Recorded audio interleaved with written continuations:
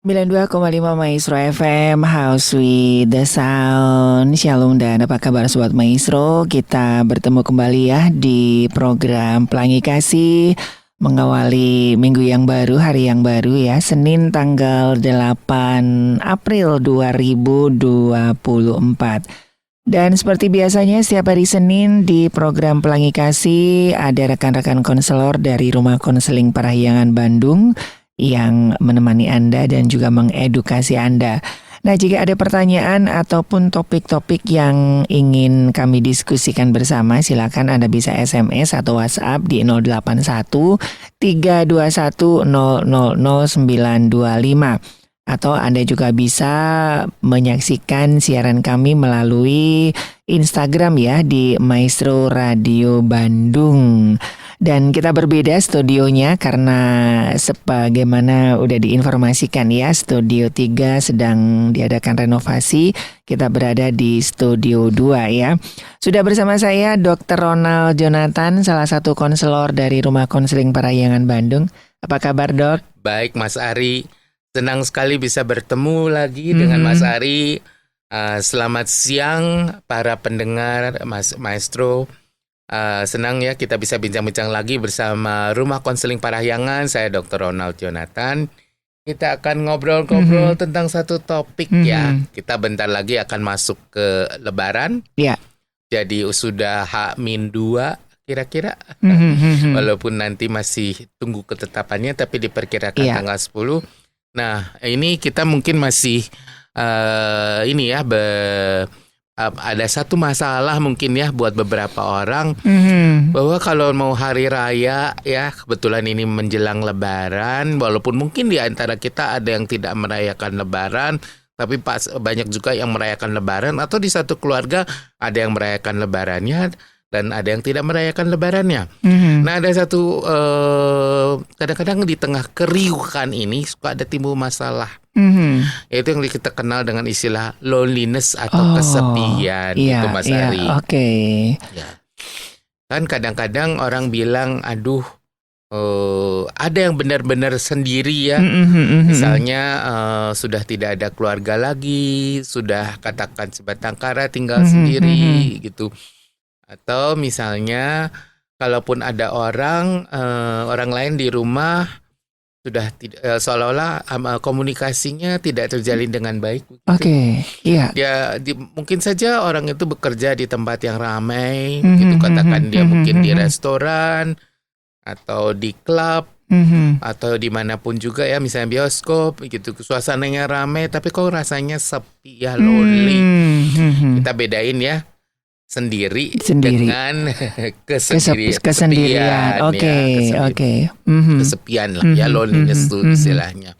Kita akan bicara bedanya alone sama lonely. Oke.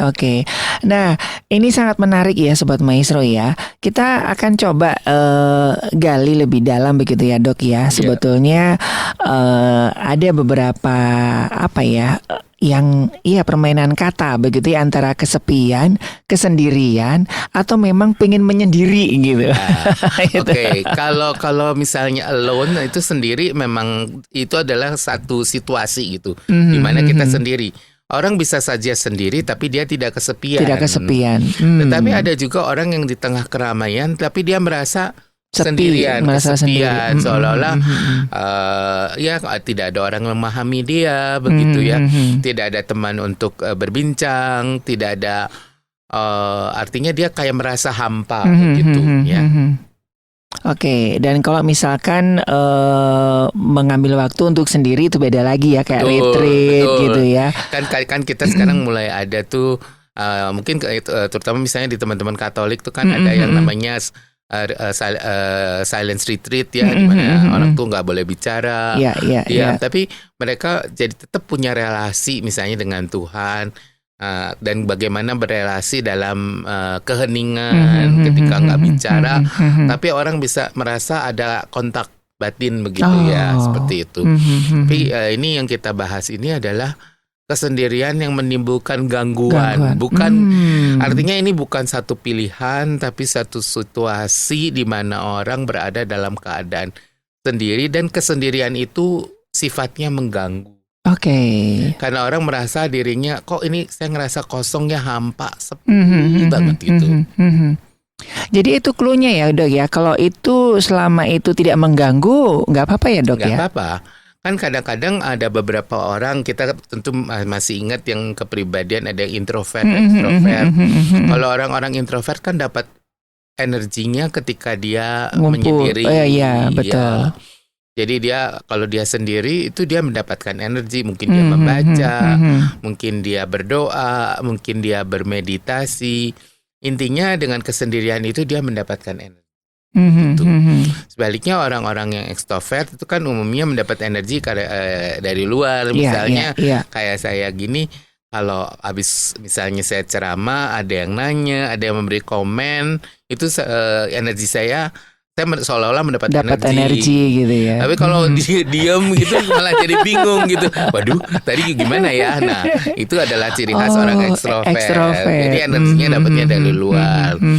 Nah, tentu saja kalau orang tapi bukan berarti kalau nggak ada sih orang yang 100% ekstrovert atau 100% introvert. Pasti ada perpaduannya. Cuma mana yang lebih banyaknya begitu. Oke. Nah, definisi dari loneliness sendiri itu apa sih, Dok? Kesepian itu supaya kita tidak rancu jadi begitu ya. Jadi kesepian itu atau loneliness itu adalah situasi di mana orang merasa sendiri dan hampa begitu.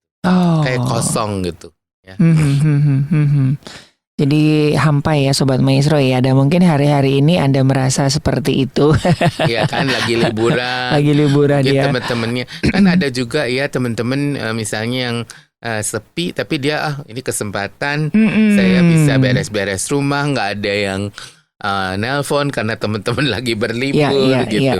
Tapi sebaliknya ada juga yang merasa terganggu, kok saya nggak diajak ya, aduh saya ini sendirian, terus di rumah jadi ngelamun gitu ya. Mata sih di depan handphone tapi pikiran kemana-mana. YouTube-nya tahu-tahu udah sampai habis atau udah berulang-ulang ditonton tapi kayak nggak masuk gitu. Tetap aja aduh kok gini amat sih, nggak ada temen untuk bicara begitu ya. Ya intinya pada dasarnya kita manusia itu adalah makhluk yang berelasi. Iya, betul. Jadi memang dalam kehidupan itu, kehidupan yang sehat ya kita harus punya relasi gitu. Baik relasi dengan Tuhan yang sifatnya vertikal maupun horizontal, yaitu dengan sesama. Dan itu harus dijaga keseimbangannya begitu ya dalam relasi itu supaya kita punya relasi yang sehat. Oke. Artinya kita menyediakan waktu untuk Tuhan, kita juga menyediakan waktu untuk sesama dan jangan lupa menyediakan waktu untuk diri kita sendiri. Orang sering lupa itu. Karena kita termasuk makhluk yang relasional, maka kita butuh satu hubungan. Gitu. Kalau itu tidak terpenuhi, kadang-kadang kita ngerasa ada satu kehampaan, kosong, aduh sepi bener. Kayaknya seolah-olah saya orang makhluk yang paling malang di dunia. Klise ya kedengarannya, tapi itu real begitu ya. Beberapa waktu yang lalu kan kita pernah bahas juga ya bahwa loneliness ini menurut WHO ini sudah dikategorikan sebagai satu penyakit begitu ya. Jadi ini sudah masuk penyakit yang mengganggu, menimbulkan gangguan mental gitu. Ya kalau orang sudah itu kalau udah kesepiannya itu kita bilangnya sebagai penyakit atau patologis, aduh repot itu. Ya. Jadi sudah sangat mengganggu, bahkan biasanya orangnya jadi apatis ya, diem, ngelamun, nggak ada energi begitu ya. Itu bisa dikenali nggak Dok tanda-tandanya orang yang sedang kesepian gitu? Soalnya kan ada beberapa kutub ya. Ada orang yang memang kebanyakan ya dari komika, pelawak begitu kan rata-rata dia bilang suka begitu. Ya di depan orang aja saya hihi. Padahal saya kan dalamnya lagi kosong gitu kan. Nah, itu ya kadang-kadang memang sulit untuk mendeteksinya. Makanya untuk bisa mendeteksi ini kadang kita bisa lihat ya, kalau pada usia lanjut itu jelas kelihatan. Gitu. Tapi kalau misalnya dia orang-orang yang muda, misalnya katakan dia seorang eksekutif atau orang yang kerja di kantor gitu, yang sebetulnya atau mungkin guru ya, ataupun siswa gitu, kadang-kadang nggak ada alasan untuk sendiri, walaupun ada orang-orang tertentu juga seolah-olah yang dikucilkan ya. Nah itu juga artinya kalau misalnya di kelas ya guru harus peka gitu loh, ini bahaya nih, udah ada anak yang dikucilkan, dia kan nggak akan ngerasa dirinya tidak bermakna seperti itu. Tapi sebetulnya ketika kita bisa mendeteksi bahwa kita dalam satu kesendirian, kita lihat ya, kalau misalnya pasti ada orang yang ngerasa kesepian.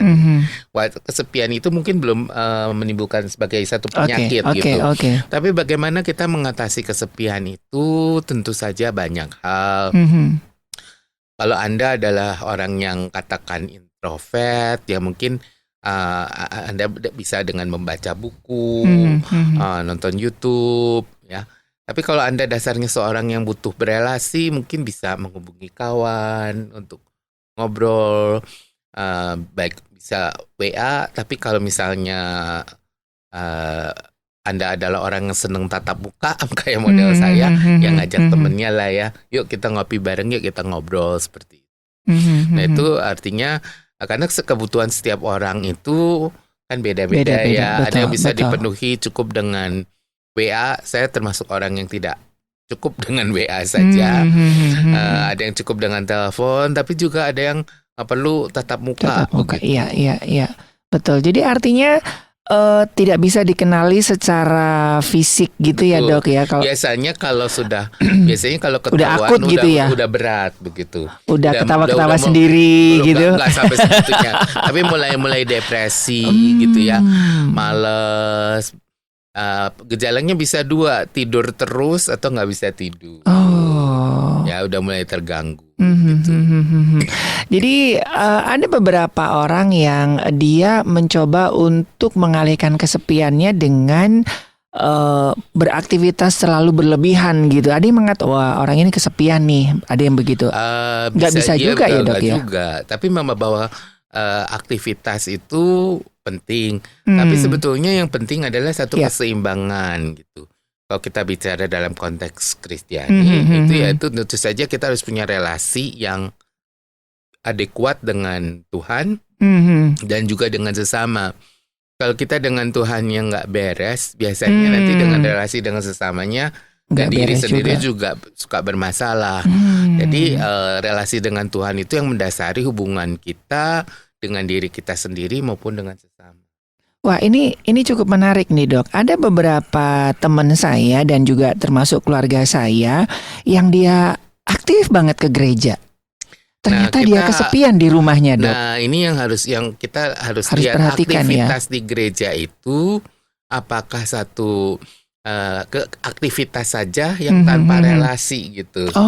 Jadi buat ngisi waktu, senang ketemu teman, tetapi kita tidak mempunyai relasi yang sungguh-sungguh dengan Tuhan. Misalnya. Jadi kita cuma bilang kita terjebak pada yang kita sebut sebagai rutinitas aja. Pokoknya sibuk lah. Saya hanya pelarian aja gitu ya. Nah, kalau mau yang benar kan artinya kita punya relasi sama Tuhan. Ada semacam dialog dengan Tuhan. Makanya ini kalau di Kristen juga ada yang kita kenal sebagai satu bentuk meditasinya. Iya. Artinya kita berhubungan dengan Tuhan. Kalau kita bisa bersyukur, kita bisa merasa artinya kita tahu bahwa Tuhan hadir. Kehadirannya itu akan menolong kita. Bahwa kita tidak sendirian. Karena kalau tidak nanti semua pelayanan kita wujud-wujudnya adalah untuk menutupi loneliness kita. Bukan karena istilahnya bukan karena relasi yang baik dari Tuhan. Ucapan syukur kita adalah dengan melakukan pelayanan begitu. Jadi ini juga mungkin introspeksi bukan hanya buat teman-teman aktivis, termasuk buat saya sendiri begitu. Jadi kalau saya melakukan aktivitas di gereja yang dibilang pelayanan, nah kita harus sadar pelayanan ini benar dari dalam hati kita karena kita punya relasi dengan Tuhan, atau sekedar satu kewajiban, atau karena kita sudah komitmen, atau itu sebetulnya adalah untuk menutupi kegelisahan di hati kita karena kita merasa sendiri. Betul, betul. Termasuk juga saya pribadi juga kadang-kadang gitu kan. Di rumah nggak ada yang denger, siaran aja kan pasti ada yang denger gitu ya. Betul. Jadi penting ya untuk mengidentifikasi seperti itu. Ya sebetulnya ini bukan hal yang muluk-muluk, bukan teologi yang wah gitu. Tapi relasi aja. Gimana sih dialog kita sama Tuhan gitu. Dan jangan pikir itu harus selalu sesuatu yang wah gitu. Tapi sometimes seringkali itu hal-hal kecil gitu, mensyukuri hal-hal kecil gitu. Itu akan menolong juga buat kita. Ketika kita punya relasi yang indah, kita merasa intimasi kita dengan Tuhan. Kita punya intimasi dengan Tuhan. Itu akan menolong kita untuk tidak terjebak kepada yang disebut loneliness. Dan khususnya loneliness yang sifatnya patologis atau penyakit begitu. Oke, nah kalau tadi kan kita ngelihat orang ya dok ya, orang-orang yang loneliness atau enggak gitu kan. Tapi kalau bagaimana kita bisa mendeteksi diri sendiri gitu? Ada nggak dok? Waduh, ini aku lagi kesepian nih. Biasanya kalau kita udah mulai ngerasa kita banyak kegiatan tapi kok rasanya kosong. Nah, kadang-kadang kita bilang aduh hidup saya udah, kalau yang udah rawan itu kalau udah di level udahlah saya itu tidak berguna. Tidak ada orang yang memperhatikan saya orang yang paling malang sedunia. Orang cuek banget sama saya seperti. Oke, jadi kalau udah merasa bahwa dirinya udah nggak berguna, hati-hati ya dok ya. Betul. Artinya kalau itu hanya momentarily atau hanya sebentar saja nggak masalah. Tapi kalau perasaan ini sifatnya menetap itu harus hati-hati. Kalau sama burnout itu 11-12 itu adalah beda lagi kelelahan. Ya. Kelelahan lain cerita. Oke. Nah, jadi Sobat Maestro, yuk kita deteksi dini ya. Jangan sampai apapun yang kita lakukan itu hanya untuk menutupi kekosongan dalam diri kita gitu ya. Ya soalnya kan yang bisa mendeteksi kita lagi loneliness kan diri kita sendiri dok ya.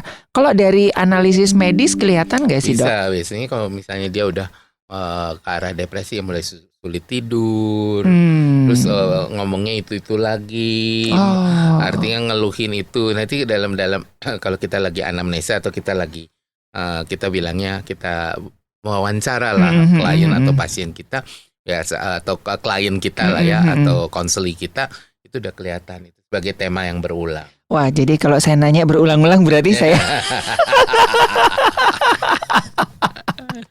Oke.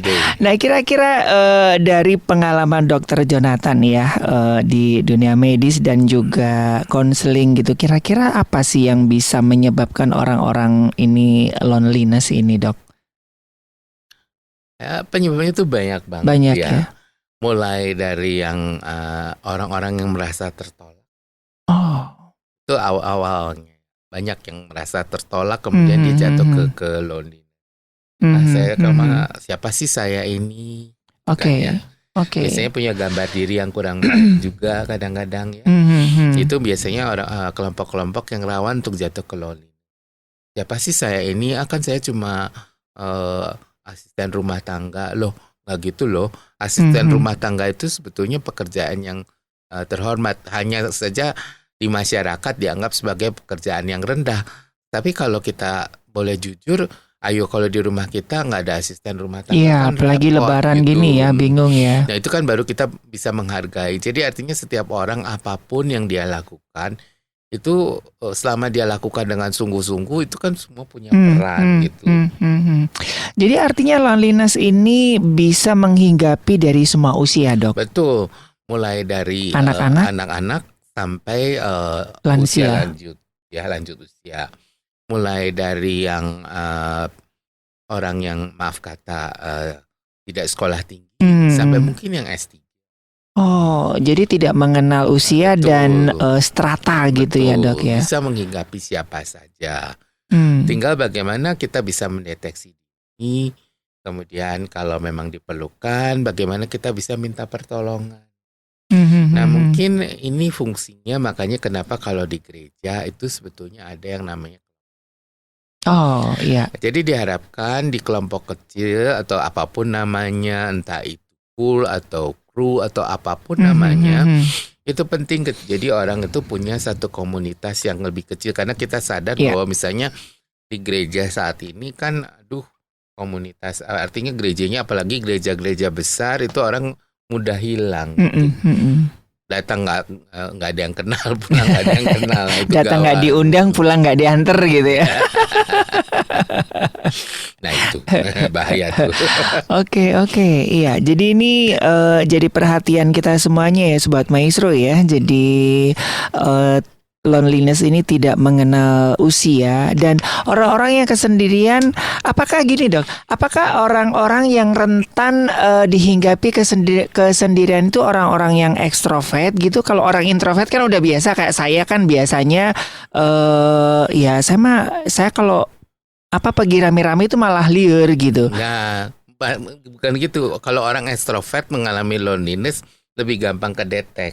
Kalau orang introvert itu yang lebih bahaya. susah. Kita pikir ada dasarnya introvert. Iya. Padahal dia sebetulnya butuh teman. Ya, bukan jangan salah tafsir bahwa kalau orang introvert itu seolah-olah diem banget, wah bahaya. Ya, nggak gitu-gitu juga gitu. Dia juga butuh teman bicara.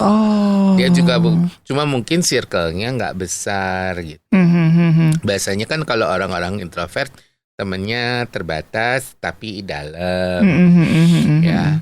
Nah, kalau orang-orang ekstrovert biasanya temennya banyak, tapi kadang-kadang nggak ada yang dalam, ya nggak bisa in depth gitu ya ngobrolnya gitu. Jadi orang ekstrovert harus belajar juga menemukan orang-orang inner circle-nya. Oke, nah dari pengalaman dokter nih, orang-orang yang rentan usia berapa sih dok yang rawan dengan kesepian ini, dengan loneliness ini dok? Sebetulnya semua, tetapi yang jelas di kasat mata yaitu di lansia. Lansia itu apalagi dengan proses penuaan mulai lebih sensitif ya. Jadi seolah-olah kembali lagi kayak anak-anak. Oke. Nah, saya dengarnya juga, saya kan dari sisi anak ya, ada kalau dalam konselong itu kan ada sindrom sarang kosong gitu ya dok ya, yang orang tua yang anaknya udah pada mencar-mencar. Apakah itu juga masuk dalam rentan? Karena pendengar kita juga anak-anaknya kan di luar kota semuanya. Betul, kadang-kadang sindrom sarang kosong itu, emptiness syndrome itu menghinggapi juga opa oma begitu ya. Nah, karena biasanya anak-anak ada, terus kemudian anak-anak mulai sulit dihubungi karena sibuk dengan pekerjaan. Kadang-kadang nengok juga terbatas, telepon juga kalau kadang-kadang mau telepon juga, aduh baru pulang misalnya jam 10 malam, ini papi mami udah tidur nih. Terus pagi-pagi udah berangkat. Cucu-cucu kadang-kadang karena mungkin jarang ketemu juga kadang-kadang sama opa oma kalau ngomong kasar gitu ya, jadi ngerasa nggak nyambung ya, opa omanya udah old fashion gitu ya, udah ketuaan, nggak nyambung tuh. Jadi kasihan juga sih sebetulnya opa oma ini. Nah sebetulnya ini tugas dari gereja juga ya untuk mengedukasi ya, makanya sebetulnya kalau ada kebaktian antar generasi itu baik. Oh iya ya. Itu di mana orang jadi bisa lihat ini anak, ini opa oma, kemudian ada yang orang tua, orang dewasanya gitu. Jadi itu bisa menolong. Dan misalnya acara yang kalau di keluarga gimana? Ya ada acara keluarga untuk makan ngumpul bareng, gitu ya. ngumpul gitu. Jadi orang tua, cucu juga tahu bagaimana menghormati opa omanya ya, walaupun mungkin secara generasi udah terlalu jauh, cara kadang-kadang ngomong juga nggak nyambung gitu. Tapi kan artinya opa oma juga jangan selalu berpikir saya udah tua, nggak susah lah belajar yang kayak gini, ini mah urusan anak muda. Nggak apa-apa, kita belajar. Misalnya menggunakan gadget gitu ya. Jadi ketika kita ngobrol sama cucu itu agak-agak nyambung lah gitu, walaupun mungkin kita nggak main game gitu, tapi minimal nyambung ya gitu. Atau bisa juga melakukan semacam kegiatan bersama ya, oma dengan cucunya, misalnya bikin kue jadi tidak terpatok pada gadget gitu ya, itu rasanya menarik juga loh. Iya. Jadi Oma juga masih merasa bermanfaat karena bisa mengajarkan keterampilan buat cucu, dan cucu juga bisa lihat ternyata saya bisa belajar sesuatu dari Oma ya. Dan Oma diajak kalau cucunya perform misalnya di sekolah gitu ya, kan seneng kan dia cucunya perform, cucu juga merasa Oma ada perhatian. Memang itu idealnya, tapi dengan sekarang yang tadi Mas Ari bilang di luar kota itu memang agak sulit ya. Mungkin bisa dengan adanya kemajuan teknologi sekarang, makanya kalau untuk yang jauh ya penting melakukan video call. Tapi jangan lupa ya opa-omanya diajarin juga, karena kadang bingung video callnya gimana, mesti pencet yang mana. Nah itu kita mesti sabar. Mungkin di rumah itu dibikinin kayak semacam ada di kertas digambarin pencet apa supaya bisa video call begitu ya. Nah, itu bisa dibantu lah ya untuk settingannya gitu. Makanya kalau ngasih HP untuk opa oma itu jangan yang terlalu complicated, jangan semua aplikasi dimasukin gitu, gak akan kepake ya, paling WhatsApp gitu ya misalnya, ya SMS mah tetap begitu. Ya jangan terlalu banyak, mungkin ada game-game ringan gitu untuk beliau-beliau bisa main begitu ya. Tapi nggak usah Facebook masih bisa lah ya misalnya, atau Instagram begitu. Mungkin Instagram agak ini ya, kalau Facebook masih rada lumayan. Tapi kalau opa-omanya rada gaul boleh juga sih IG gitu. Jadi itu adalah hal-hal yang bisa kita lakukan gitu. Kemudian di dalam kelompok kecil sendiri juga perlu ada kepekaan. Kalau ada yang temennya terus diam terus ya, kadang-kadang kan kalau di kelompok kecil tuh suka ada kecenderungan ada orang-orang yang dominan. Dia kalau nggak ngomong tuh kita guyonnya sakit nih dia kalau nggak ngomong gitu ya. Padahal kita harus kasih kesempatan juga ke yang lain. Nah itu pemimpin kelompok harus kecil tuh harus peka gitu ya. Terus kalau memang orangnya terlalu diam, mungkin bisa diajak ngomong 1 lawan 1, karena ada orang-orang yang bahkan dalam kelompok kecil pun dia tidak punya keberanian.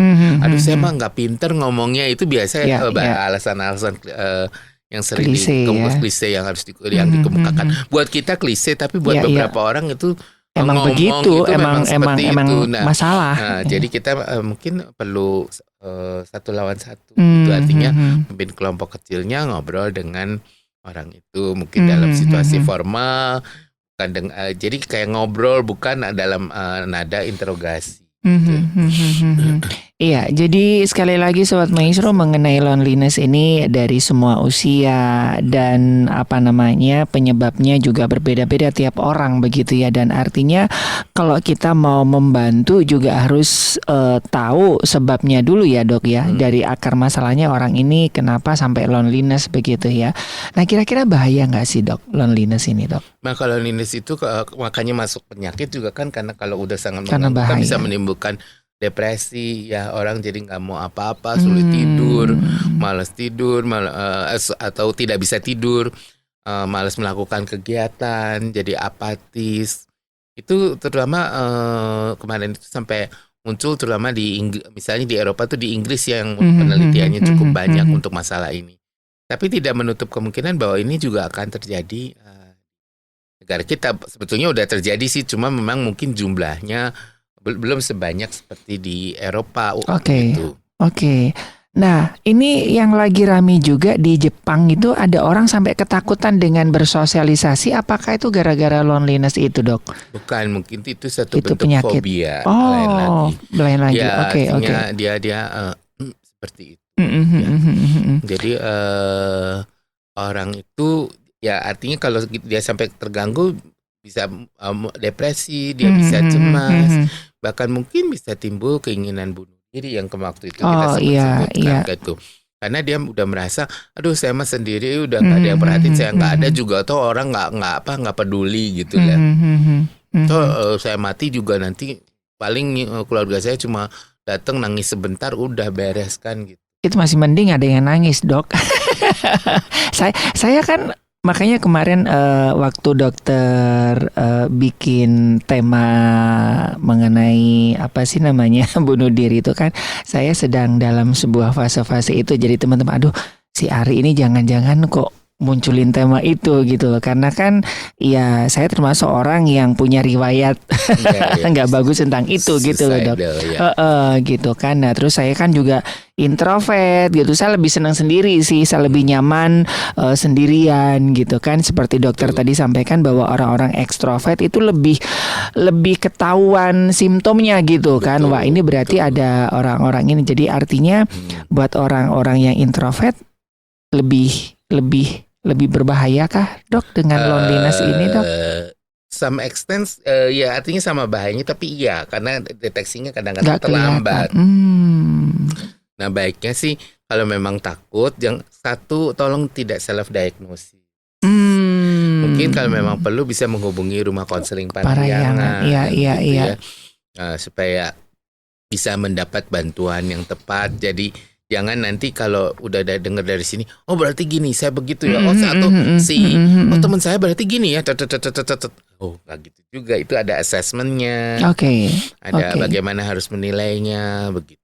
Jadi harus dilakukan dengan benar, bukan kata Mbah Google. Kadang-kadang saya nggak bilang bahwa Google itu jelek, cuma kadang-kadang orang jadinya salah. Itu kan terlalu banyak informasi yang ada di sana ya. Mana yang salah, mana yang benar kan kita nggak tahu begitu ya sebagai orang awam. Kalau kita yang katakan para konselor itu kan mereka belajar sehingga tahu bagaimana menggunakan dan menginterpretasikan tes yang dilakukan itu. Nggak semata-mata kalau saya seperti ini, oh berarti pasti begini gitu. Padahal kan kita nanti ada penilaian yang lainnya. Nah gimana dok caranya untuk pertolongan pertama pada loneliness ini dok? Ya pertama ketika kita lihat teman kita sendiri ya kita tanya baik. Jangan di depan umum. Itu udah menjadi kesehatan. Sorry ya, boleh tahu nggak kenapa ya kamu terakhir kelihatannya banyak diam? Apakah ada masalah atau maaf ya kenapa ya saya lihat ini kamu kalau dari pertemuan kok kamu cenderung menyendiri ya, jarang ngobrol sama yang lain. Apakah kamu ada masalah? Nah itu bisa menjadi pintu masuk. Atau kok udah lama maksudnya iya ini kita biasanya kan kita jalan bareng nih, ayo ikut yuk. Kita pergi bareng atau kita aktivitas bareng atau misalnya kita ke Taman Hutan Raya yuk kita jalan. Jadi kan tidak selalu hal-hal yang sifatnya mahal begitu. Nah tapi kan dari situ kadang kita tahu enggak lah males. Nah terus ntar kan kamu udah dari kemarin bilangnya malesnya kenapa sih? Nah, itu boleh tahu nggak? Apakah ada yang kamu share? Kamu kalau nggak keberatan mungkin kamu bisa share. Jadi tuh harus nunggu pancingan dari orang luar dok untuk kita bisa mengatasi kalau itu kita dok. sendiri sudah mendeteksi itu terjadi diri kita, ya kita bisa aktif untuk minta pertolongan. Tapi kalau misalnya sebaliknya kita juga bisa lihat kalau ada orang yang kecenderungan seperti itu, mungkin bisa ditanya tanpa kalimat yang ngejudge. Kadang-kadang kan orang suka males tuh nggak ngejudge gitu ya. Pagi-pagi ngelamun aja bengong. Atau kalau enggak tuh nanti dia udah lama nggak datang. Aduh puji Tuhan domba yang hilang datang pada orang lagi. Aduh bete banget deh. Digituin ya. Betul. Nah ini ada beberapa juga dok yang anak-anak yang orang tuanya diambang divorce. Itu kan sementara anak-anak ini kan dititipkan ke neneknya. Sementara kan neneknya kan tidak dibekali dengan ilmu konseling dok. Gitu. Itu gimana dok? Kalau mestinya itu dok? Sebetulnya isunya bukan isu bukan semata-mata isu loneliness, tapi mungkin buat anak-anak menjadi insecure. Oh, soalnya anak-anaknya saya ngelihatnya teh bengong aja karena gitu. dia kan ngerasa tidak aman, atau dia juga sebetulnya mau nangis karena papa mamanya akan pisah.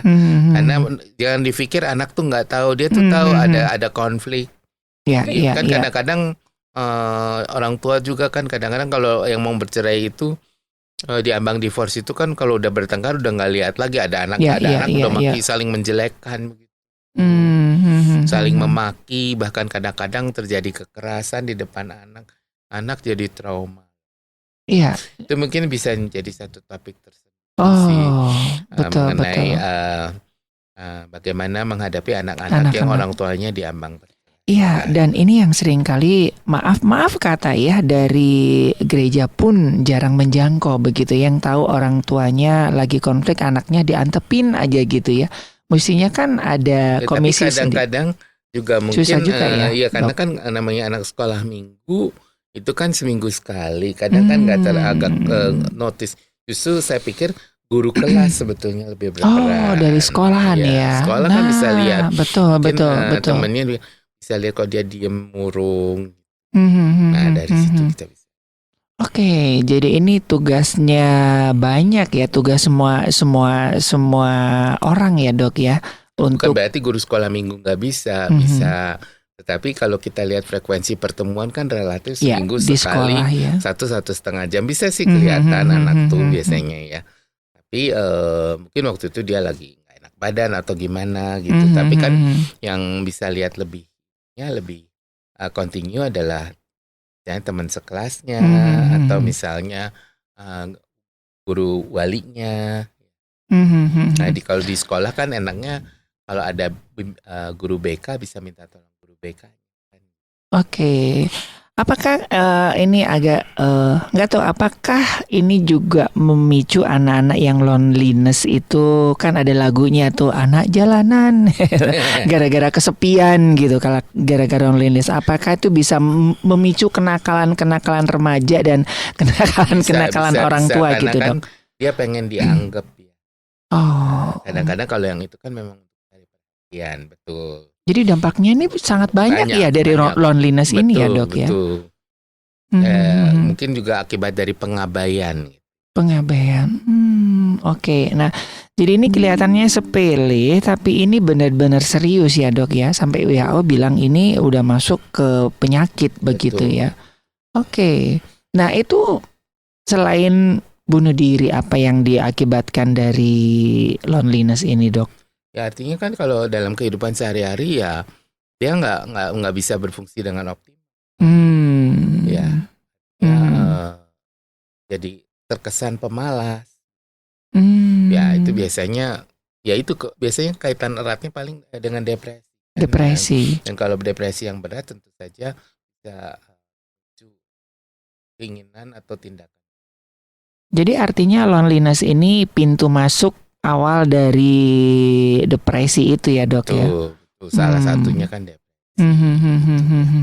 Oke. Nah kira-kira apa dok yang mesti harus kita perhatikan nih mengenai loneliness nih dari Dr. Ronald? Menurut hemat saya adalah pertama adalah setiap orang perlu sadar gitu. Dia butuh relasinya seberapa dalam.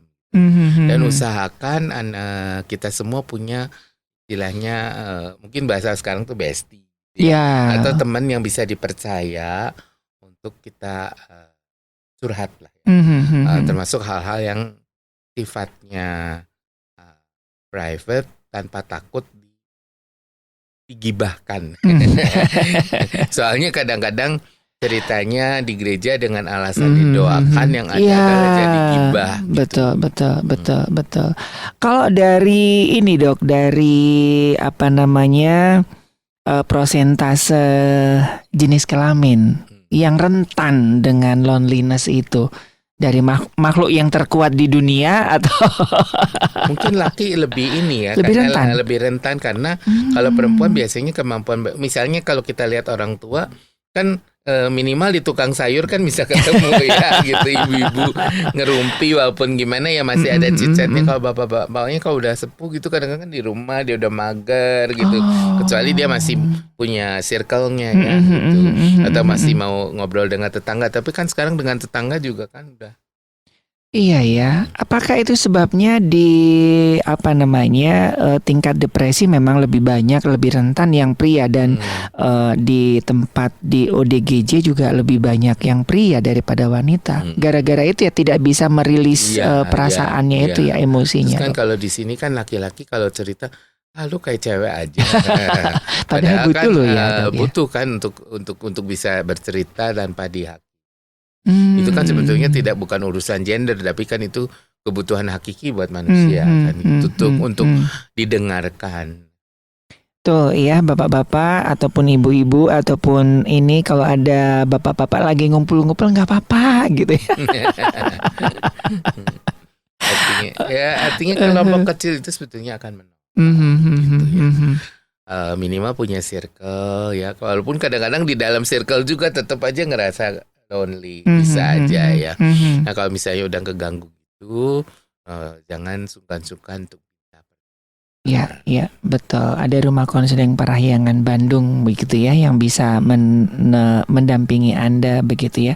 Kalau dikasih obat-obatan gitu bisa nggak, Dok? Soalnya ini kan katanya masuk dalam penyakit, Dok. Ya, kita lihat artinya misalnya kalau untuk yang depresi, apalagi berat ya pasti ada pemberian obat yang sesuai dengan dosisnya ya. Artinya dengan jenisnya dan dosisnya biasa itu harus ditentukan oleh tidak boleh self treat. Oke. Nah itu ya Sobat Maestro ya. Jadi kalau misalkan hari-hari ini Anda merasa kesepian, dan kesepian ini kan yang udah jadi bahaya itu kan yang udah permanen ya, Dok ya. Ya, dan mengganggu. Jadi sampai tidak bisa melakukan fungsi sehari-hari, itu salah satu. Jadi kalau temporer itu nggak masalah ya, Dok ya. Oke, misalnya orang ditinggal istrinya lagi pulang kampung gitu atau kan. Misalnya awal-awal ditinggal meninggal gitu. Itu juga kan ngerasa aduh sendiri sekarang gitu. Nah, tapi kan dengan berjalannya mungkin butuh beberapa saat untuk orang bisa adjust. Seperti itu. Adjustment tuh kadang-kadang juga merasa aduh kok gue sendiri sekarang. Iya. Biasanya ada suami, istri, ada orang tua atau ada anak gitu. Oke, nah ini menghinggapi semua makhluk ya Sobat Maestro ya, dari lintas usia begitu. Sebetulnya masih banyak yang ingin saya tanyakan, Dok ya, tapi nggak terasa ya, hampir 1 jam kita berbicara. Dari apa yang bisa kita simpulkan dan saran dari Dr. Ronald mengenai loneliness ini, Dok? Ya, mencegah lebih baik dari mengobati. Artinya kita juga, ini kita butuh effort gitu. Ini semua kita bukan artinya turun dari seolah-olah dari langit blek gitu ya, enggak. Artinya kita tetap punya relasi yang baik dengan Tuhan, punya relasi yang baik dengan sesama. Ya artinya kita punya circle yang sehat gitu. Jangan terpatok pada satu circle saja. Mungkin ada beberapa circle. Kemudian punya teman yang bisa dipercaya untuk kita bisa bercerita tanpa takut dihakimi maupun digosipkan. Sebaliknya juga kita juga menjadi pendengar yang baik ketika teman kita bercerita tanpa kita menggosipkan maupun menghakimi. Kalau misalnya ini tidak bisa ditangani, jangan lupa untuk jangan takut dan jangan malu. Ini bukan suatu aib ketika kita minta pertolongan. Jangan berpikir cuma gitu aja. Karena kalau ini jatuhnya nanti menjadi lebih dalam lagi, akan repot. Yang repot bukan diri sendiri tapi juga sekelilingnya, entah sahabat maupun entah keluarga maupun sahabat. Jadi kalau bisa kita antisipasi dulu. Kemudian untuk gereja, biarlah gereja itu bisa menjadi komunitas yang menyembuhkan, healing community, lewat kelompok-kelompok kecil di mana orang bisa berinteraksi lebih dalam lagi, khususnya buat mereka yang memang mungkin sudah tidak punya keluarga lagi. Jadi tidak merasa sendiri. Oke, dan kalau misalkan Sobat Maestro membutuhkan layanan lebih intens ya, bisa menghubungi Rumah Konseling Parahyangan Bandung ya, karena ada cukup banyak konselor-konselor di sana yang bisa membantu Anda ya. Jadi seperti Dr. Ronald tadi, jangan malu. Ini bukan sebuah aib ya. Jadi ini sangat membantu Anda dalam menolong begitu ya, ketika Anda ada ya ngerasa lonely dan segala macamnya. Dr. Ronald, terima kasih buat hari ini sudah memberikan edukasi dan sebuah awareness terhadap diri dan juga sesama. Terima kasih Mas Ari. Buat Sobat Maestro, terima kasih sudah mendengarkan. Semoga bincang-bincang siang ini bisa memberikan manfaat. Dan jangan lupa kalau Anda membutuhkan pertolongan, silakan hubungi Rumah Konseling Parahyangan lewat Radio Ya, Maestro. oke. Terima kasih. Ya, dan terima kasih buat Anda yang sudah bergabung via Instagram ya. Ada cukup banyak, jadi nggak bisa menyapa satu persatu begitu ya. Baik, dari Gera Maestro Jalan Kaca Piring 12 Bandung, saya Ari dan juga Dr. Ronald, konselor dari Rumah Konseling Parahyangan Bandung. Mohon pamit, kita ketemu lagi di Pelangi Kasih selanjutnya. Selamat melanjutkan aktivitas Anda, tetap jaga protokol kesehatan dan Tuhan memberkati.